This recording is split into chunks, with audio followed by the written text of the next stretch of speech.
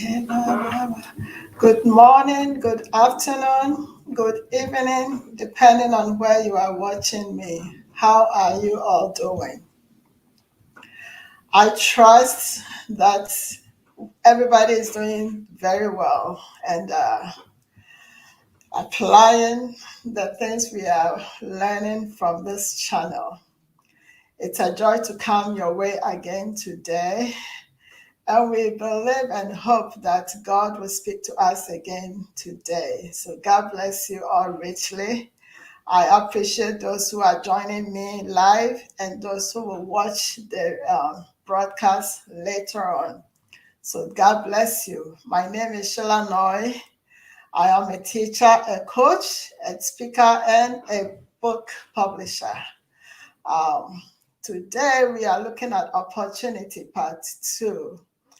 You see, the rejected stone can sometimes become the head of the corner. I hope you have heard that before.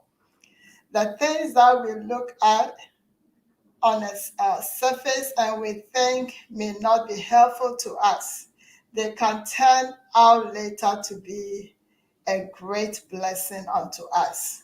That is why this topic is so important to us. Opportunities. Opportunities. So God bless you again. If you join me, you want to share where you are watching me from, I will appreciate that. So that is it. The rejected stone can become the head of the corner. The very situation and opportunity you reject may be the breakthrough you are looking for. So pay attention to the situations that surround you, the things that come your way. Don't read the book by its cover. Go deeper into it. Read the book to get the picture well.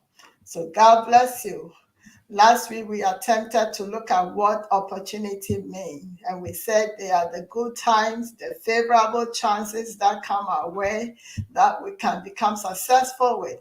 The moment for decision or action, your Kairos time, it is the time of favor, a moment of grace that can turn your life totally around. And God being so good, He assists us. He assists us in this discerning time, and He helps us to discern the Kairos moment, the opportunity. And so we have to just be attentive and discerning so that when these opportunities come our way, we can really identify them and take the necessary action that we need to take in order to fulfill our divine assignment. So God bless you all again for joining, and God bless those who will watch the rebroadcast later. Let's look at this quotation. 2 Corinthians chapter 2, verse 1. We then, as workers together with him, beseech you also that ye receive not the grace of God in vain. So as we already said, opportunities come our way to bless us. God will give us opportunities and ideas after we have gone to school, after we have fasted, after we have prayed, after we have given, after we've done all that we need to do. God will drop something in our mind or in our heart, opportunities, and we need to pay attention and run with them. It is when we take those actions that we realize our blessings. So God bless you again for watching. Last week we tried to look at the fact that, as I said, God blesses us with opportunities and ideas, and we need to be sensitive and pay attention to these opportunities and be able to recognize them in order to become successful. And we need to recognize them and then we take action. Are you taking action? What are some opportunities that have come your way that you have grabbed and you are using and you are working on? You can share with us in the comment. I see Sister Sewa Adam say greetings. God bless you, my sister. I appreciate you for joining me. I hope to have you another time very soon. Greetings to you and God bless you. So we are talking about opportunities, number 2 or part 2. And today we want to look at why we are not able to recognize opportunities and why we are unable to take action when these opportunities come our way and what we need to do in order to benefit from these opportunities. You remember Abraham, God said, look up the sky. He saw so many stars, and God said, as many stars as you see, these are your blessings. And these are the opportunities God is surrounding us with. Everybody has opportunity around them, and just that we don't pay attention, we are unable to do what we are committed to do. But today we are going to look at why and what we should do to be able to benefit from all these opportunities. God bless you, anointed Susie. I appreciate you. God bless you. And I see a lot of people on the line. Um, because I'm not on Facebook, I may not see you. Please drop a hello. That will help me to recognize that it is you so I can. Um, sorry. Okay, so I'm trying to see who is here so I can recognize and give you a shout out. But you can also say hi and I'll be able to say your name. So good to see you, Lady Sheila. Okay, thank you, Lady Sarah. It's always a pleasure. It's always a pleasure. And talking of opportunities, friends are great opportunities. Friends support you to do what you are committed to do, and I appreciate all of you. Without you, this program would never go on. Manny, God bless you for being around. I am hoping today the sound is good and we are ready to go. So God bless you. So why do we miss opportunities in our Kairos moment? Why? We already talked about the fact that opportunities are there for us to grab and be blessed. And God is always ready to help us. But why is it that when opportunities present itself, we are unable to recognize them and take the needed action? Um, Thank you, Sister Mary. I appreciate you being here. God bless you. So let's look at one of them. See, we are not sensitive, and I think we talked about this last week.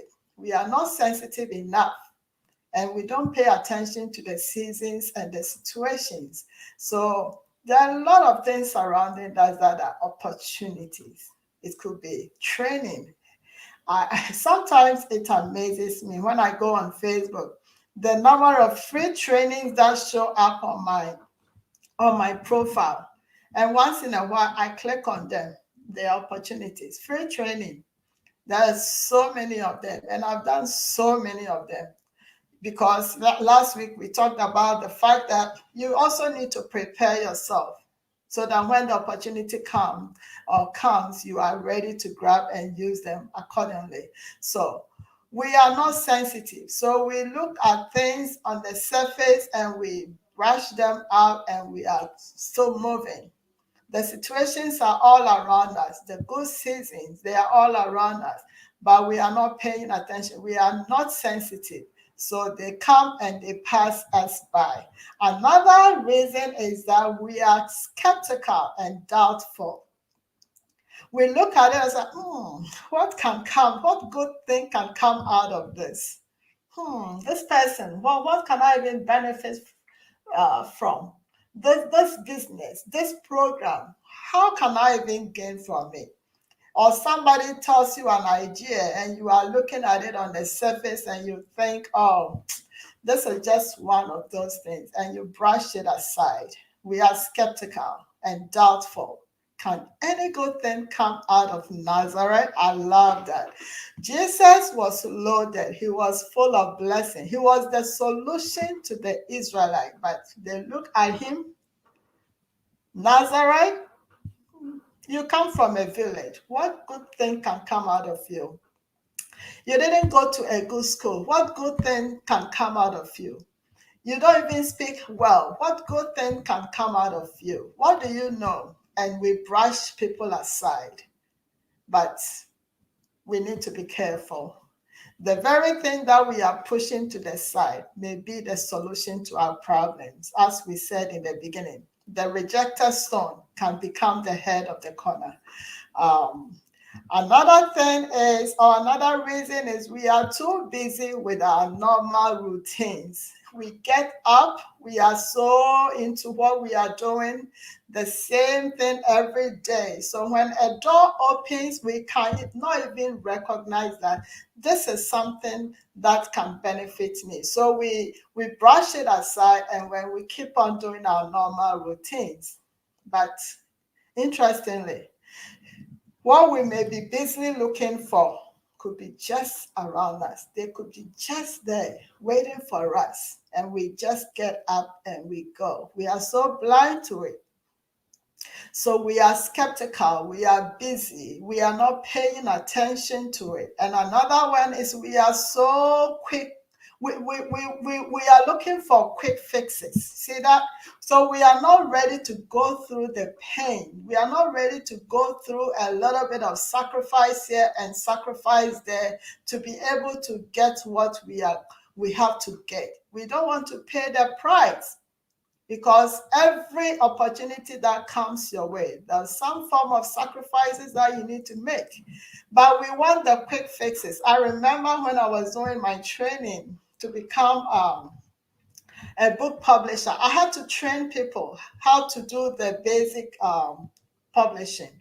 So I invited people to my WhatsApp group and I started a training. I remember there was one guy. I had some people, a lot of people in the group, and this guy, before we even started the training, he started testing people. And I have shared the rules that do not contact anybody individually.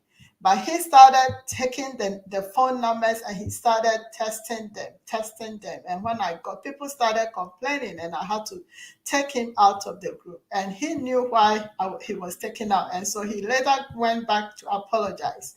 Quick fixes. He just wanted to get people and ask people, is that, can you be my friend? Can you be my friend?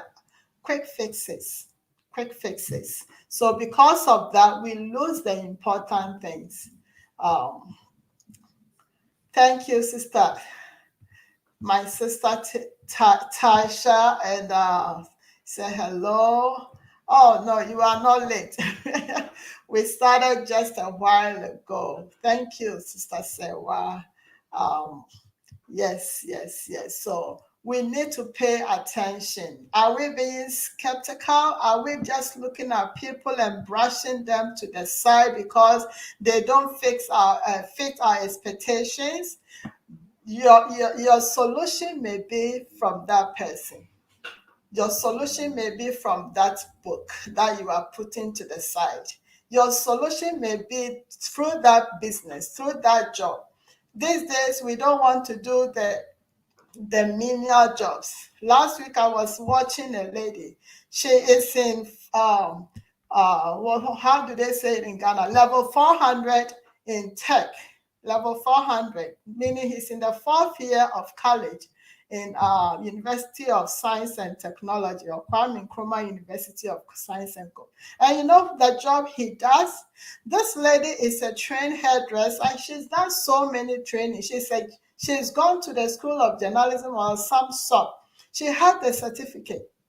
And she keeps building herself, adding value, and she's in the fourth year. But when she got to the second year, the level 200 of college, she started looking for a job. She didn't get it. You know the job she applied and she got, and she's doing up till now.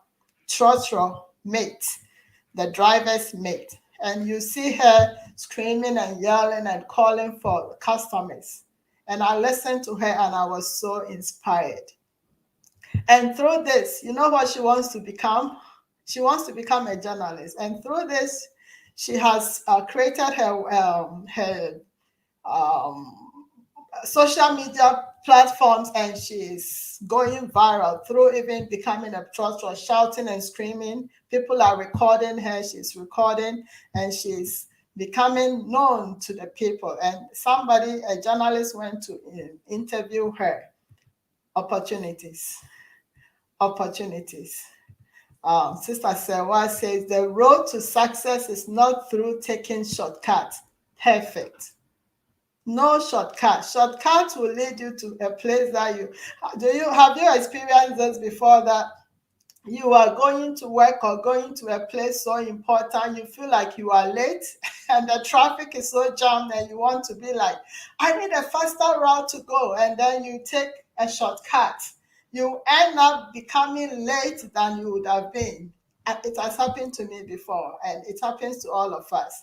So shortcuts, we don't have to think of shortcut. We should go through the process, take our time, be patient, take the necessary steps that we need to take, go to school, do those trainings, take every possible opportunity that comes your way, and through that you are building yourself. And when any opportunity comes, you are ready. Do every training you need to do. Thank you, Sister Anointed Susie says, we shouldn't look down on people. Perfect. Perfect. We should not look down on people. Every human being is important. Interestingly, God has deposited special things in every human being. We may look at the person with a different type of perspective, but God will see the person differently and has something valuable in that person that when you get closer, you can tap and it will be to your advantage. There is dignity in labor. Awesome. Awesome. It doesn't matter your level of education. It doesn't matter. Every business. There was one time I saw and in Ghana it becomes news, but over here it doesn't. It's normal. Work is work, right? Every work is important. So there was this guy who had finished college and he was selling bread, and people thought it was a big news. It became a big news because over there we think once you finish college you should sit in the office with your tire and you are calling people to serve you. No, life is not like that. Those who have made it to the top, they did a lot of dirty work. They did a lot of dirty work. And now look at where they are. The big pastors, the big ministers we see out there, if they share their stories to you, you'll be amazed. You'll be amazed. So why is it that we are looking for quick fixes in our generation? We need to change our mindset. We need to change our mindset. So how can we prepare in order to seize opportunities as they come?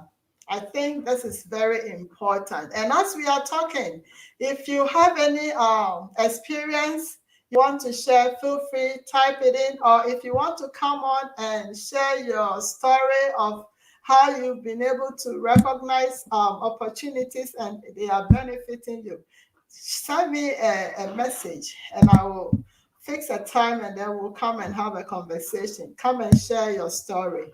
So thank you all for joining. Oh, as we did last week, if you know of any interesting quotation on or a quote on opportunity you want to share with us, please feel free and put it in the comments below and we'll read it together. So God bless you all. I still don't see some of the people on. I want to recognize them. You can just give me a thumbs up so I can see you. So back to our point, how you can prepare yourself and in order to seize the opportunities as they come. The first one, and I think we've been talking about this a while ago, we must develop a clear vision of what we want. What do you want? What do you want in life? What is your goal? What is the big thing that you see that this is what God wants me to do? That is your vision. How clear is that? Write it down. Okay, write it down. You can write as many as the things that come into your mind, the ideas. Write them down. Look at what your interest is. What do you really love doing? Write it down.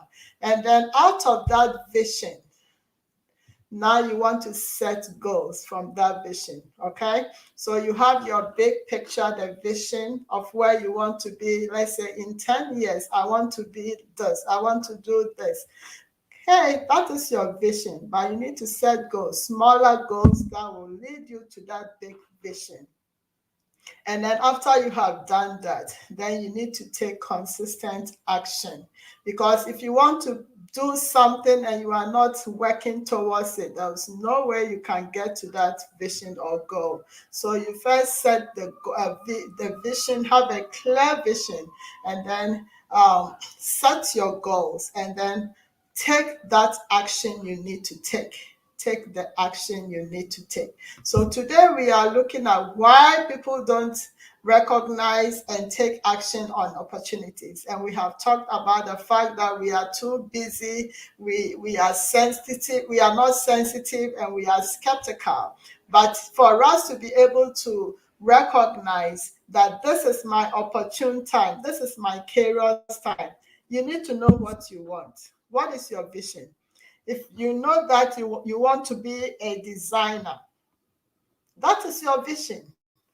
So it means anything that comes your way that is in connection with designing, it's an opportunity. You want to take a look at it, and you want to see, oh, well, if I do this training or if I go to this person, will that benefit me? Can that help me to become that designer I'm trying to be?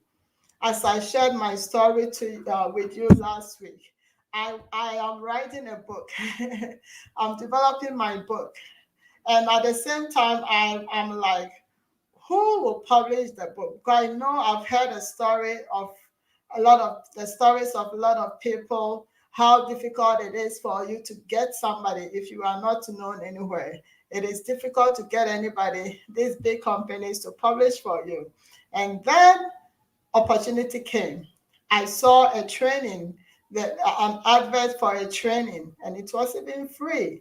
And then I gave it a chance. I went on and I realized this is good. And I did a training. Now I can publish as many books that I want to publish in the world. And I can also publish for others. And not just that, I can also train people to become publishers.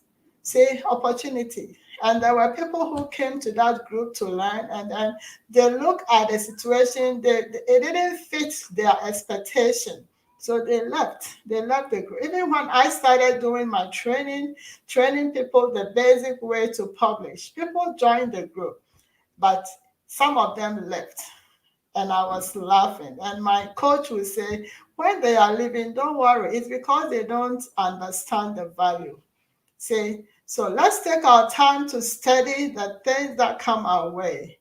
If the Jews had taken their time to study and learn about Jesus, I'm sure they wouldn't have treated him the way they did. But the prophecy also needed to be fulfilled. So the stone that was rejected became the head of the corner. We'll come back to the third point. Thank you, Sister Sewa. Clarity of vision is so key. Thank you, Sister Sewa. If you are not so clear of what you want, my sister, my brother, there is no way you'll be able to do what you want to do. You must know what you want. You have to be clear with the vision. You must know within you that this is my assignment. This is what I really want. That is the only way you'll be able to recognize opportunities, because there's so many things out there. There's so many things, but it's not everything that is for you. But once you know what you want, then you will know that this is mine and this is not mine. And even that, take your time to come to that conclusion, because even sometimes the ones you think are not yours could still be yours. Okay, so opportunities. And we talked about the fact that you need to take consistent action. Take consistent action. So to take consistent action, how do you do that? Think about an area of your life you would like to change for the better and develop a goal from that vision, as we said. Okay? And then you need to break the goal down into several small steps. If you are writing a book, you can't sit one day and say, I'm writing the book within a day and you will finish. It's not possible. So break it down. Maybe you want to write the book within that year. Each month, what will you do? Will you focus on one chapter of your book, 2 chapters? And even that, every day, what can you do? How many minutes or hours can you assign to that book, to work on that book? So maybe every day, 1 hour after work, I will sit for 1 hour to work on my book. Or I will read that book. I have so many books. I have so many books I have to read. I keep buying the books. There's so many things to do. So then make sure you sit down. So this month I'm reading this book. And by the way, my pastor wrote a book and you all need to get it. It is such a great book. Neighbor Redefined. Okay? It's on Amazon as an ebook, but if you contact me, if you are interested, and I think I've shared the link on my page, so you will see the page to be able to go and make an order or purchase it. If you are interested, contact me. Neighbor Redefined. It's such a great book. So I'm reading this book, but there are other things I have to do. So what do? I apportion my time and I write a side down like every day, maybe I'll read 1 chapter of this book. So that is what we should do. Small steps towards our goals.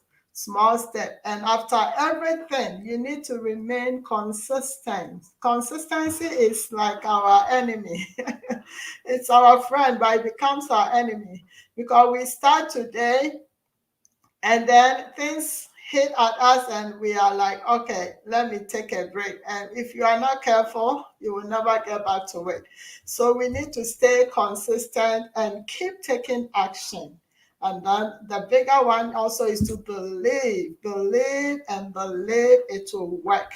If you are doing something and you don't believe in it, it will not work. It will not work. There's no way you don't believe in your vision and you expect it to work for you. You need to believe in your vision. So thank you all for joining me. Anointed Susie says, whatever your hand finds to do, do it with all your might. Thank you.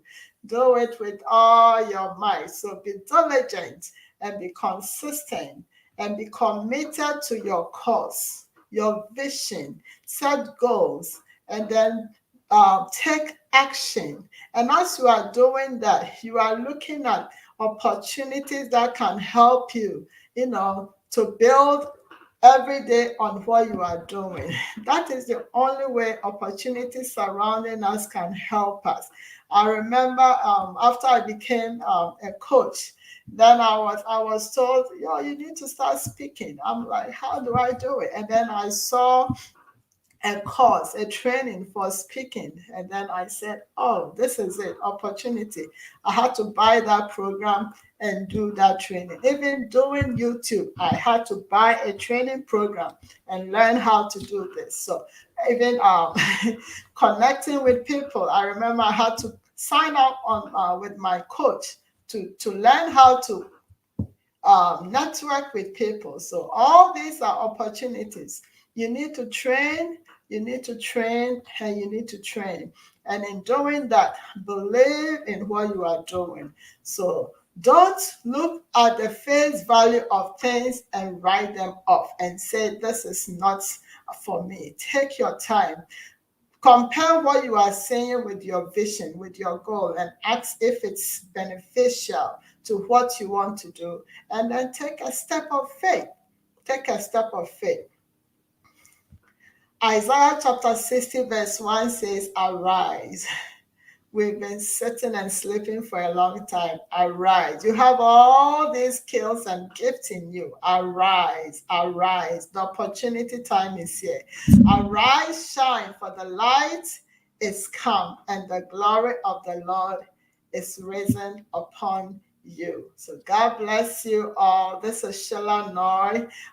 You should please share the video with your loved ones to bless them.